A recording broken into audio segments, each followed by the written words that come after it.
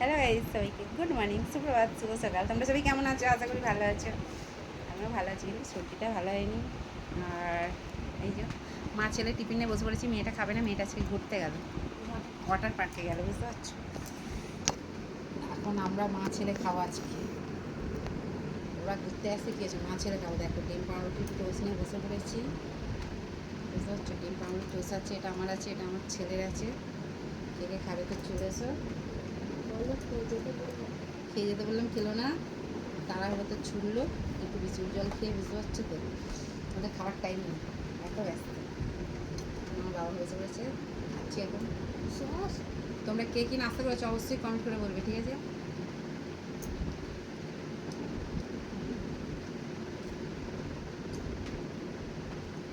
উঠেছি অনেকক্ষণ, 4:30 উঠেছি। রবিবার মানেই কাজ বেশি থাকে, রান্না না থাকুক কিন্তু সকালে অনেক কাজ থাকে। উঠেই আগে বাথরুম সেরে ব্যায়াম ফ্যায়াম করে আগে ছুটেছি পুকুরে কাচতে। 2 বালতি কেচে নিয়ে এলাম, হচ্ছে কেচে এসে মাথায় একটু পেঁয়াজের রস, নারকেল তেল মেখে উঠোন টুটুন সব ঝাঁট দিলাম।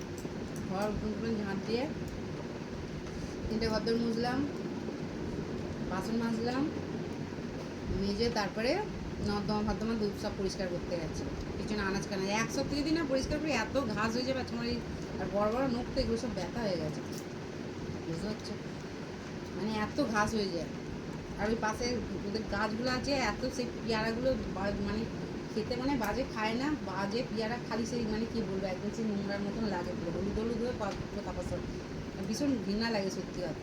আমার একদম পছন্দ হয় না, এখানে ওখানে মানে কাগজ ফাগজ ফেলা, প্যাকেট প্যাকেট ফেলা আমার একদম পছন্দ হয় না।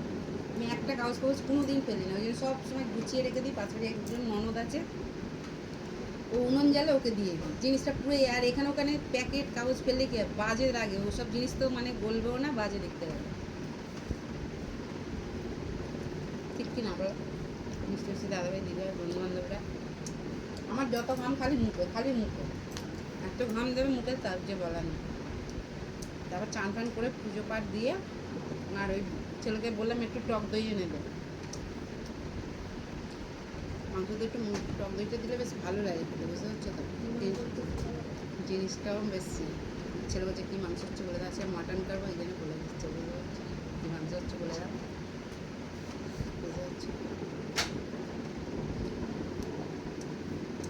আর নামছি না, খেয়ে নিই আগে, খেয়ে নেবে রান্না হয়ে যাবে, বুঝতে পারছো। স্বাস্থ্যের জায়গায় আগে টাইমে খেতে হবে, ঠিক না। ঠিকঠাকভাবে না শরীরে ফুড দিলে কীভাবে তুমি চলাফেরা করবে, কীভাবে এই হাত দুটো নাড়বে, ঠিক বললাম তো। হাত পিছনে নাড়বে, তোকে দেখে নাও।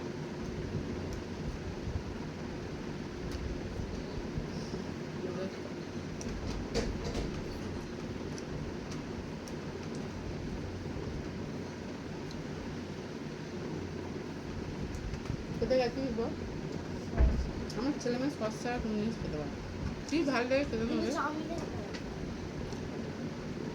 আমার ওকে ভালো লাগে সস জিনিসটাই আমার ভালো লাগে। আমার চাউমিনও ভালো লাগে না, পকোড়াতেও ভালো লাগে না, আমার এমনিই ভালো লাগে শুনতে।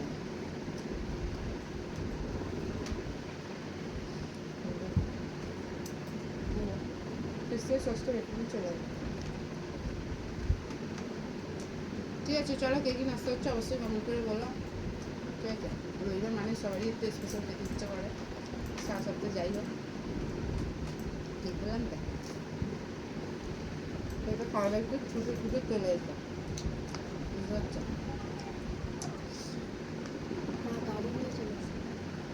আমার ছেলে আবার বলছে গাড়ি নিয়ে চলে আসতে পারো না, ছুটে ছুটে আসতে গেলে শেষ হয়ে যাবে, বুঝতে পারছো। মিষ্টি দাদাভাই দিদি ফ্রেন্ডরা, ঠিক আছে চলো খেয়ে নি, তাহলে নাস্তা যদি না হতো খেয়ে নাও, 9টা বাজতেই যায়, টাটা।